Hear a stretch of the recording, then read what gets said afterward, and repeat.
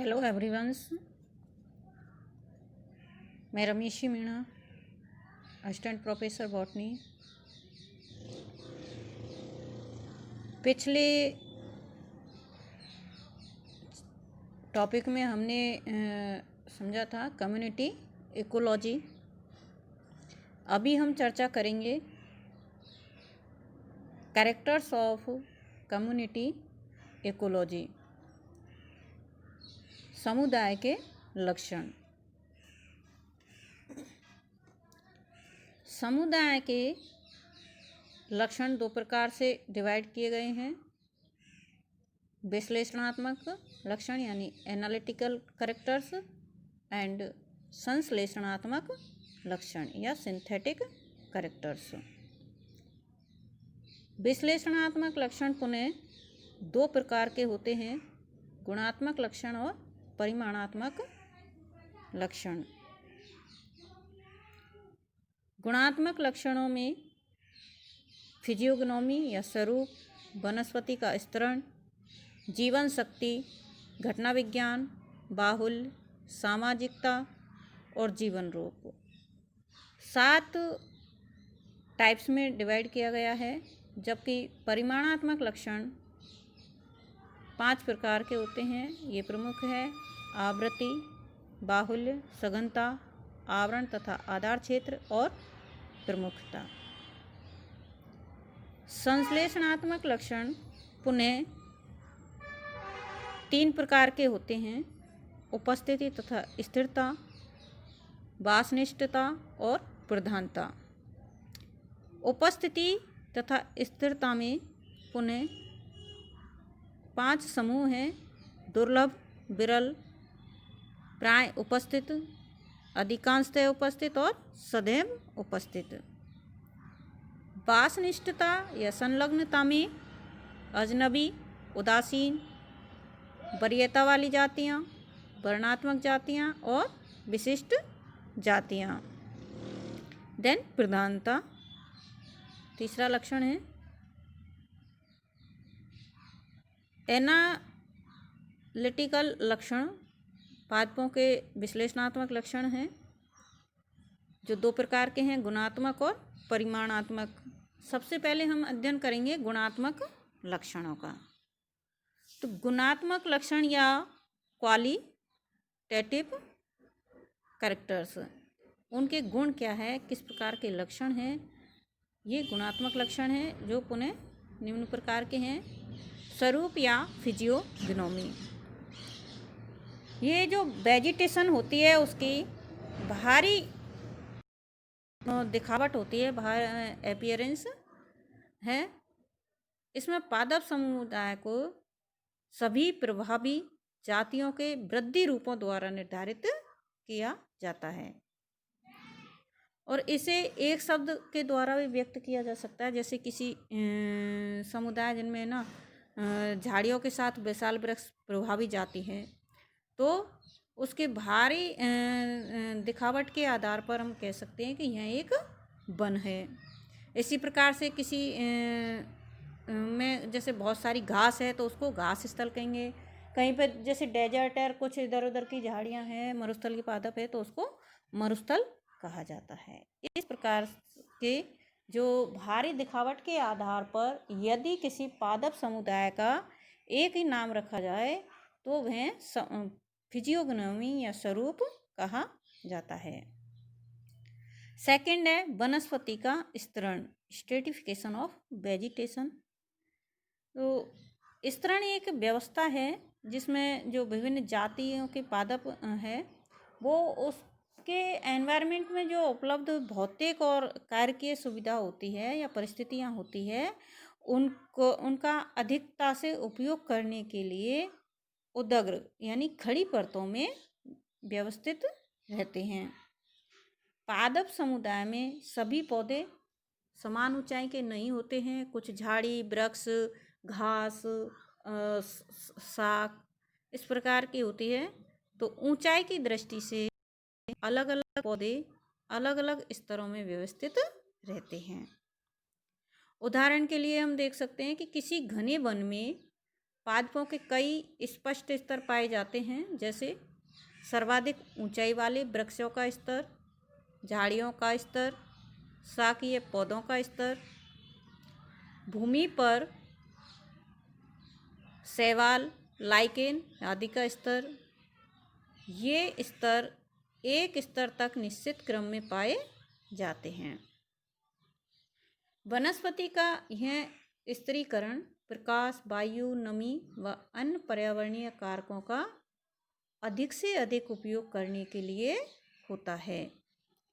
कई स्तरों वाले वनों को बहुस्तरीय वन कहते हैं। थर्ड कैरेक्टर है जीवन शक्ति। गुणात्मक लक्षण तीसरा है जीवन शक्ति या वाइटलिटी। तो पौधों की समान वृद्धि और जनन क्षमता जो किसी जाति के सफलतापूर्वक जीवित रहने के लिए आवश्यक है, जीवन शक्ति कहलाते हैं। जीवन शक्ति के फलस्वरूप ही समुदाय में पादप अपना प्रमुख स्थान बना सकता है। जीवन शक्ति जाति के भार पर निर्भर करती है। पौधों में स्तंभ की लंबाई, पर्णों की संख्या, पुष्प, फलों तथा बीजों की संख्या तथा भार आदि गुण जीवन शक्ति का निर्धारण करते हैं। डॉवनमायर 1968 ने जीवन शक्ति के आधार पर पौधों को 5 समूहों में विभक्त किया। B1 पौधे अंकुरण के बाद शीघ्र मर जाते हैं। B2 में वो पौधे आते हैं जो अंकुरण के बाद कुछ वृद्धि करते हैं लेकिन प्रजनन नहीं करते हैं। B3 में ऐसे पौधे सम्मिलित किए गए हैं जो केवल कायक जनन ही करते हैं। B4 पौधे जिनमें लैंगिक जनन तो होता है लेकिन बहुत ही कम होता है। और B5 पौधों में ऐसे पौधे आते हैं जो लैंगिक प्रजनन कर वृद्धि करते हैं। यहाँ पे B1, B2, B3 या B का मतलब है वाइटलिटी या जीवन शक्ति। नेक्स्ट कैरेक्टर है फिनोलॉजी या पीरियोडिसिटी, घटना विज्ञान। जाति विशेष के जीवन इतिहास में घटित होने वाले विभिन्न घटनाओं, बीजांकुरण, पर्णों का झड़ना, फलों का बनना, बीजों का प्रकीर्णन आदि के समय प्रक्रम के अध्ययन को फिनोलॉजी कहते हैं।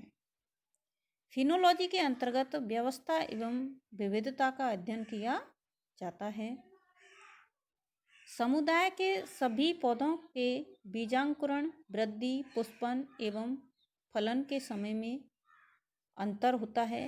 अतः घटना विज्ञान के अंतर्गत प्रत्येक पौधे के जनन की सभी अवस्थाओं के संबंध में एक आलेख तैयार किया जाए तो जीवन के सभी घटना चक्रों के अध्ययन को घटना विज्ञान कहते हैं। अर्थात जनन, अंकुरण, जनन, वृद्धि, ये सभी फूल फल का आना सभी घटना विज्ञान के अंतर्गत आते हैं। बाहुल्यता, ये बाहुल्य से तात्पर्य है कि प्रति सैंपल या प्रति इकाई क्षेत्र में उपस्थित जाति विशेष की संख्यात्मक उपस्थिति को ही क्या कहा जाता है, बाहुल्य या एबंडेंस कहा जाता है।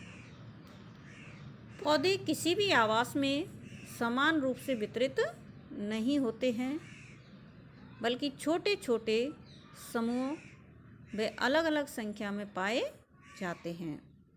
अर्थात एक क्षेत्र विशेष के भिन्न भिन्न स्थानों पर पौधों की संख्या भी भिन्न भिन्न होती है।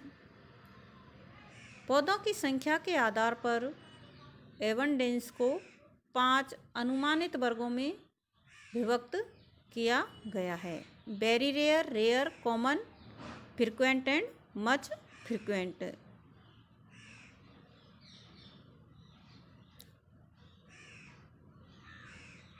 यानी बहुत दुर्लभ, दुर्लभ, सामान्य, आवृत्तीय बाहुल और अधिक बाहुल। सोशिएबिलिटी, सामाजिकता, पौधों के आपसी संबंधों की सूचक होती है। समुदाय में पौधे छोटे बड़े समूहों में रहते हैं। कुछ जातियों के पादप पास पास उगकर सघन समष्टि का निर्माण करते हैं। पौधों के घने समूह में उगने से उनमें विभिन्न पर्यावरणीय कारकों के लिए कंपटीशन उत्पन्न हो जाता है, जिससे ये दुर्बल या नष्ट हो जाते हैं। समुदाय में सामाजिकता से विभिन्न जातियों के क्षैतिज वितरण का ज्ञान होता है। ब्राउन ब्लैंकट ने सामाजिकता को 5 श्रेणियों में वर्गीकृत किया: S1, S2, S3, S4 and S5, जहाँ पे S सोशियबिलिटी को इंगित करता है। S1 में केवल अकेले पाए जाते हैं, ऐसे पौधे इंक्लूड किए जाते हैं। S2 में कुछ पौधों का समूह होता है। S3 में छोटे छोटे चप्पों या क्षेत्रों में पौधे वितरित होते हैं। S4 में बड़े बड़े चप्पों में पौधे वितरित होते हैं। S5 बहुत बड़े क्षेत्र में फैले एक ही प्रकार के पौधे होते हैं। सामाजिकता को परिमाणात्मक रूप में निम्न जो सूत्र है, सामाजिकता बराबर सघनता बटे आवृत्ति इंटू 100 के द्वारा ज्ञात किया जाता है। जीवन रूप या life form, Sweden ecologist Raunkiaer ने 1934 में स्पष्ट किया कि पादपों में उत्तरजीविता बीजों के अलावा चिरकालिक अंगों जैसे कायिक कलिकाओं, कंदों, प्रकंदों आदि द्वारा होती है। ये चिरकालिक अंग पादपों को जलवायु की विषम परिस्थितियों के प्रति सुरक्षित कर जीवित रखते हैं। राउन केयर के अनुसार चिरकालिक अंगों की ऊंचाई पौधों की आदिम अथवा विकसित प्रकृति तथा जलवायु के लिए उनकी अनुकूलता को व्यक्त करती है।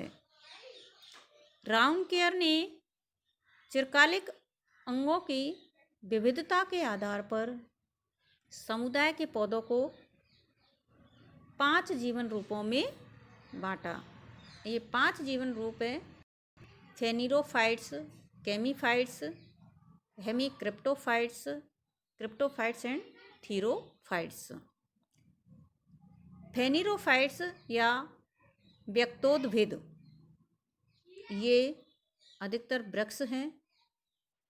व्यक्तोद्भिद या फेनिरोफाइट्स में अधिकतर वृक्ष आते हैं। इनमें चिरकालिक अंग इनके प्ररोह पर ऊंचाई पर लगे रहते हैं, जिन पर कभी कभी सल्की आवरण पाया जाता है।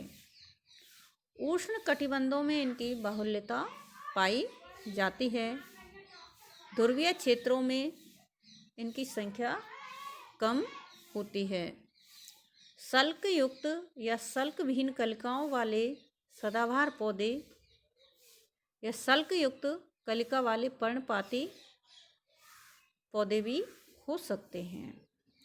ऊंचाई के आधार पर ये 4 प्रकार के होते हैं: मेगाफेनेरोफाइट्स, मीजोफेनेरोफाइट्स, माइक्रोफेनेरोफाइट्स एंड नैनोफेनेरोफाइट्स। मेगाफेनेरोफाइट्स में 30 मीटर से अधिक लंबाई के पौधे आते हैं। मीजोफेनेरोफाइट्स में 8 से 30 मीटर लंबाई वाले पौधे आते हैं। माइक्रोफेनेरोफाइट्स में 2 से 8 मीटर लंबाई वाले और नैनोफेनेरोफाइट्स में 2 मीटर से कम ऊंचे पौधों को सम्मिलित किया गया है। केमीफाइट्स या भूतलोदभिद ये वृक्ष के समान पौधे ठंडे और अधिक ऊंचाई वाले स्थानों पर पाए जाते हैं। इन पौधों में चिरकालिक अंग भूमि की सतह पर या भूमि के निकट पाए जाते हैं। ये पुनः 4 प्रकार के होते हैं। सब फ्रूटिकोज कैमीफाइट्स। सब फ्रूटिकोज में प्ररोह सीधे और चिरकालिक अंग आधार पर होते हैं। एक्टिव कैमीफाइट्स, इसमें प्ररोह क्षैतिज और चिरकालिक अंग पर्व संधियों। पैसिव कैमीफाइट्स में प्ररोह सीधे और चिरकालिक अंग कलियां क्षैतिज प्ररोह पर होती है। कुशन कैमीफाइट्स में प्ररोह छोटे होते हैं। हेमिक्रिप्टोफाइट्स, ये शाकीय पौधे होते हैं। इनमें चिरकालिक अंग भूमि की सतह पर पाए जाते हैं। ये ठंडे क्षेत्रों में पाए जाने वाले पादप हैं। इनके वायवीय भाग विषम परिस्थितियों में सूख जाते हैं। क्रिप्टोफाइट्स, इनमें चिरकालिक पूर्ण रूप से भूमि की सतह पर के नीचे पाए जाते हैं। इन्हें जियोफाइट्स भी कहते हैं। जलोदभिद एवं मूल परजीवी इसके प्रमुख उदाहरण हैं। इन्हें 3 समूहों में बांटा गया है: geophytes, halophytes and hydrophytes. Geophytes जो भूमि के अंदर पाए जाते हैं, मिट्टी के अंदर। हेलोफाइट्स लवणीय मृदा के अंदर पाए जाने वाले पादप। एंड हाइड्रोफाइट्स जो जल में पाए जाते हैं। धन्यवाद। नेक्स्ट टॉपिक में हम अध्ययन करेंगे विश्लेषणात्मक के परिमाणात्मक गुणों का। ये प्रमुख जो वृद्धि रूप है राउंड केयर के जो चित्र में स्पष्ट दिए गए हैं, आप देख सकते हैं। फेनिरोफाइट्स, कीमोफाइट्स, हेमिक्रिप्टोफाइट्स, जियोफाइट्स एंड थीरोफाइट्स।